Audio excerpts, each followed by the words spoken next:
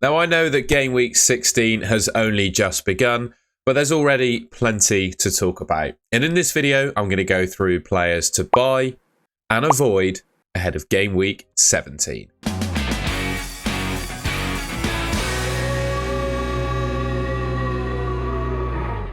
All right, we're going to start off the video then by looking at things defensively. And we've got some clean sheet odds projections here according to 11-5 for the next 5 game weeks. And what I want to focus on with this graphic is not necessarily the teams at the top, because I don't think you'll be massively surprised to see clean sheet projections within Arsenal, Liverpool and Man City towards the top. I think it's the other teams that are sort of upper mid-table, just below those, that are the interesting ones that I think it's pretty obvious Arsenal, Man City and Liverpool are going to keep clean sheets, and most people will have their defenders, maybe not Man City, but most people will have either Arsenal or Liverpool defenders in their team right now or making a plan to get them in.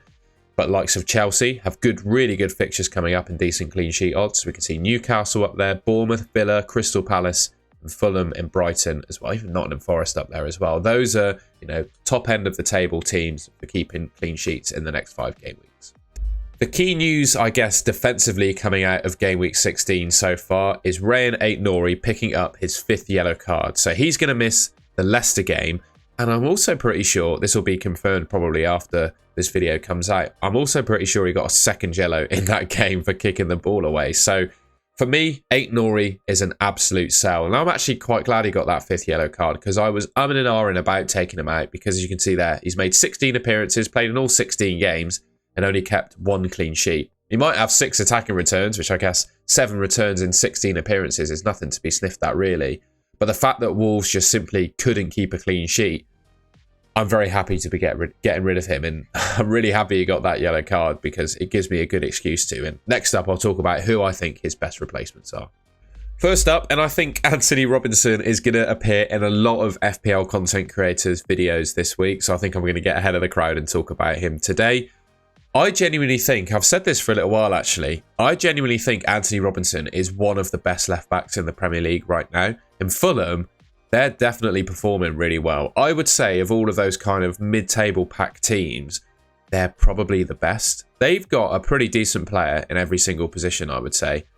And yeah, Robinson, definitely one of the best left-backs in the league so far this season. His clean sheet numbers have not been amazing, but he's put up pretty decent level of attacking returns. You got to say, his next 5 fixtures, apart from that Chelsea away one, and even then he could get something in that game. They're really good. Southampton at home coming up. Chelsea, obviously, like I said, that's a tough fixture. But 4.7 million, he's not going to break the bank. And I think with defenders around this price point, people will probably be able to rotate them with having, more than 3 defenders that they can start in their team. So maybe for that Chelsea away game, you could just bench him. Then after that, he's got Bournemouth, Ipswich and West Ham. 3 really good fixtures. I really like the look of Fulham. I really like the look of Robinson. I think he could be a great option. Not only just to replace Aït-Nouri, but just to transfer in general. Petition to rename him to Lewis Hall, I guess, for owners. But yeah, Lewis Hall came away from game week 16 with a haul against Leicester. And I think he's another top replacement if you're looking to get rid of Aït-Nouri. I think Newcastle, in fact, if we just go back to those clean sheet odds. Yeah, Newcastle are 5th on the rankings for projected clean sheets in the next sort of 5 game weeks. So that's better actually than Fulham for keeping clean sheets. We'll see if he gets that 2nd assist for Leicester. I think it's currently TBC in the game at the moment. When this video goes out, that might be either confirmed or not. But I do think Lewis Hall is a really shrewd pick in your FPL team. And I'd look at some of those fixtures coming up. The Man United and Tottenham ones, they're probably quite tough. And that Villa one you might think is tough, but I actually think at St James's Park, Newcastle, honestly, it's a bit magical for them. And they could pick up a result against pretty much anyone at St James's Park and potentially keep a clean sheet. So I wouldn't be too worried about that Villa one. I guess the Man United and Tottenham fixtures would be a little bit worrying. But again, similar to what I said about Robinson, most people will have good rotation options, I think, at this price point. So if you really did need to bench him, and I'd actually suggest the Tottenham away one is probably more difficult than Man United away at the moment, just with the way that both of those teams are scoring goals. And then, of course, he's got Ipswich in game week 17, which is a really good fixture. So I do think, yeah, Lewis Hall is a great option. Great price point. Seems to be nailed on for Newcastle. Good from an attacking perspective. And like I said, Newcastle, particularly at St James's Park, could keep a clean sheet against anyone. So that Villa fixture in 18, I wouldn't worry too much. I did this with Milenkovic last week, so I'm going to take my chances and say it again. But I think he is a great buy alongside the rest of the players I've spoken about. I was saying with Forest defenders, some of their fixtures coming up, don't get me wrong, are quite tough. They're just about to kick off against Aston Villa, so I've left that fixture there. Anything could happen in that game. You know, if he gets injured, fair enough. I'll actually delete this segment out of the video if he gets injured. But after that, it's Brentford, Tottenham, Everton and Wolves. Apart from Tottenham, I'd say that's not too bad of a fixture. And it doesn't necessarily say it in the clean sheet odds, but I think based on their defensive performance so far this season, of all of kind of the teams in the league with cheap defenders in their squad in FPL, you know, I'm thinking like 4.5 million, etc. I would back Forest as the best defence. I think on their day, they're better than Newcastle, they're better than Fulham, and they're better than Chelsea, other teams that we've spoken about. And I would fully back them to keep clean sheets in some of these games coming up. I was just about to say against Brentford, but Brentford are an absolute goal-scoring kings, to be fair, aren't they? Especially at the G-Tech, their home stadium. But just with how solid they've been, Forest, you know, I genuinely wouldn't rule out a clean sheet in some of these games coming up. And yeah, Milenkovic, I mentioned him last time and he scored against Man United. I genuinely do think he carries the most attacking threat of the Nottingham Forest defenders. That should obviously say he's got a goal in there because he scored against Man United. He has put up the best underlying numbers from an attacking perspective, those Forest defenders, and I think he'd be the one I go for. Now, there are a couple of Bournemouth defenders I think you could pick. Obviously, Huijsen, I think that's how you pronounce his name. Correct me in the comments if I'm incorrect. But with Senesi being out for 3 to 4 months with an injury, the other Bournemouth fullback that plays in his position, I think Huijsen, I'm going to pronounce his name differently every time I say it, is going to be safe to start most games going forward. And the Bournemouth fixtures are really quite nice. We just go back to those clean sheet odds. They're amongst the top teams for clean sheets coming up. You know, you've got Chelsea, Newcastle, and then Bournemouth after the big three. And he's only 4.3 million. Now, I don't necessarily think that he is quite as nailed on as Kirkes is in that Bournemouth team because he'll only really be coming in to replace Senesi. So, you know, if he doesn't necessarily perform, another player could potentially take his spot. But, you know, for 4.3 million... I don't really think you can do a whole lot better than this guy. And the fixtures coming up, West Ham, Man United, Crystal Palace, Fulham and Everton are not all that bad. And I do think there are potential clean sheets to come. You know, I think that West Ham, Crystal Palace and Everton games mainly, I think, are potential clean sheets there. And he's proven already this season that he's not too bad from an attacking perspective. So I do think he's a great option, but he probably carries a little bit of a minutes risk when you compare him to Kirkes. I do think Kirkes is another great option. I wanted to focus on Huijsen in this video. Again, I hope that's how you pronounce it. But, you know, if you want to go a little bit safer with minutes, then Kirkes is there as well. The final time I mention Onana, probably in a video, I think Onana is going to be the top scoring goalkeeper come the end of the season. And I think he offers a perfect balance of clean sheets and saves. Across the season, at least, I think he will.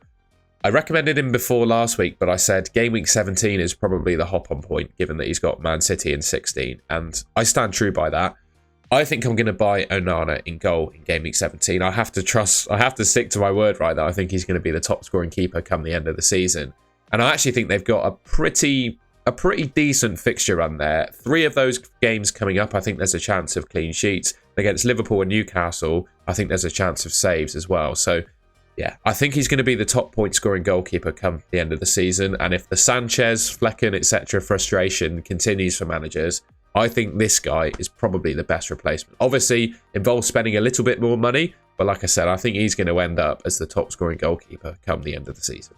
Moving on to things then from an attacking perspective. And actually, I'll be honest, there's a little bit less to talk about here.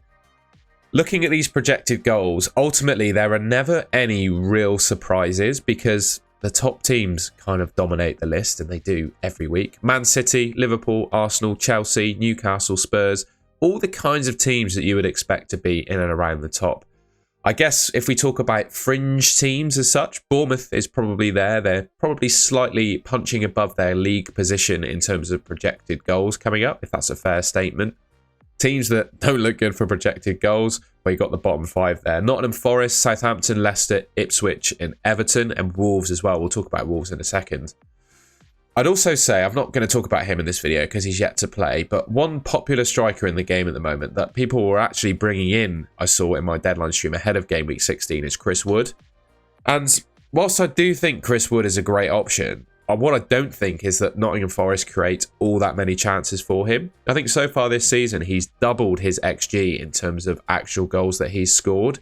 And I just question if the level of returns that he's been getting is sustainable for the rest of the season, or if, you should bank the points you've gotten from him and just get rid. Or, to be honest, if I had him, I think I'd keep him, but I would probably avoid buying him just because the goals for projections for Forest don't look all that great. I just don't think there's going to be a whole lot of chances for Chris Wood, basically. Other than that, though, like I said, there's not a whole lot of real surprises on this list. I guess other than seeing Brentford in 14th, which a little bit surprising considering how good they have been for scoring goals this season. So, yeah, just interesting to see them quite low down. I thought it would also be interesting just to look at how players rank for the next 5 game weeks. This might help you think about captaincy in terms of expected points. We've got another real split captaincy in game week 17. So obviously 16 was a really difficult decision. I don't think anyone could say it was an easy decision between Salah and Palmer for game week 16. And it's the same for 17. Both players are on equal expected points. Salah with Tottenham away and Palmer with Everton away. I mean, tell me who's the best captain out of those two. I think it's bang on impossible, to be honest. We've got Haaland, Saka and Isak on this list as well. I'll talk about Isak in a second. Game week 18 is a little bit more clear. So you've got Palmer with Fulham at home and then Leicester at home for Salah. I'd suggest Salah's got the best fixture of all of them there and is the best captain. Then 19 is really interesting. We've got West Ham for Salah, Ipswich for Palmer and Leicester for Haaland. So there are 3 potential captain options there. Game week 20, you've got, well, again, it's really close. West Ham for Haaland, Crystal Palace for Palmer and Man United for Salah. And then in 21, it's really close as well. So I probably hopefully said the right game weeks there, but you can read along as I'm doing it if I said them wrong. Yeah, just to preempt and predict that there's going to be some really tough captaincies coming up. The only one where there's a clear outstanding favourite, I think, is game week 18. But yeah, the rest of them, it's going to be really close. He's on the list just below the premiums in terms of the top players to pick from in FPL right now. And I think Isak is absolutely amazing. Yeah, 8.6 million. I think he offers great value for the returns that he's gotten so far and the potential returns he's going to get in those games coming up. He's got Ipswich, Villa, Man United, Tottenham and Wolves in his next 5. Callum Wilson is injured, so I think that opens the door for him to play lots and lots of minutes, hopefully. He did get subbed early in the Leicester game, obviously after banking his goal and assist, so it's fine. I was happy that he got a rest, actually, to save him from getting potentially injured.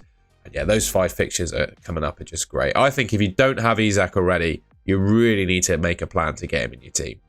And finally, I've got a little bit of a controversial opinion about Cunha, in that I don't think he's actually that good of an option in FPL. Now, of course, he scored, fair enough, against Ipswich in game week 16. And to be honest, with him just about to face Leicester, I think it's a hard case for me to convince you to sell him. But after that Leicester game, the fixtures do get really tough. And, well, looks like Gary O'Neill could potentially be sacked, obviously, after losing that Ipswich game. Man United, Tottenham, Forest and Newcastle after that is 4 really tough fixtures. And also leading into this run as well, he's had a good run of fixtures coming up. Well, just gone, sorry. But I think so many of his goals this season have come from outside the box that it was always going to be the case that they levelled off his returns. And I think he's only had 1 attacking return in 4 game weeks now. Might be wrong. But yeah, I would probably hold him for the Leicester game. And then with him being at 24.5% ownership, that's going to be a popular decision, I think, to sell him after that with Man United, Tottenham, Forest and Newcastle afterwards. I just wanted to highlight really that he's, I don't think he's been putting up a sustainable, I don't think he was putting up a sustainable level of returns, I should say, previously. I know he scored in 16, but I think with that level of fixtures coming up as well, he could potentially, after 17 is out of the way, be on the chopping block. Alright, and that's the end of the video. Thank you very much for watching. If you enjoyed it, please leave me a like rating. Let me know in the comments any other players to buy and avoid that I didn't mention in this video that you think should be included. Just for the record, I'm recording this just before the Forest game kicks off. So if anything happens to Milenkovic, I reserve the right to delete him from this video or put someone else in. But yeah, I think preemptively he's still a good pick. I think that's everything. If you haven't already, I'd really appreciate it if you could subscribe to the Golden Goal channel. It should be just there on your screen. I think that's everything. Thank you very much for watching, and I'll catch you in the next video.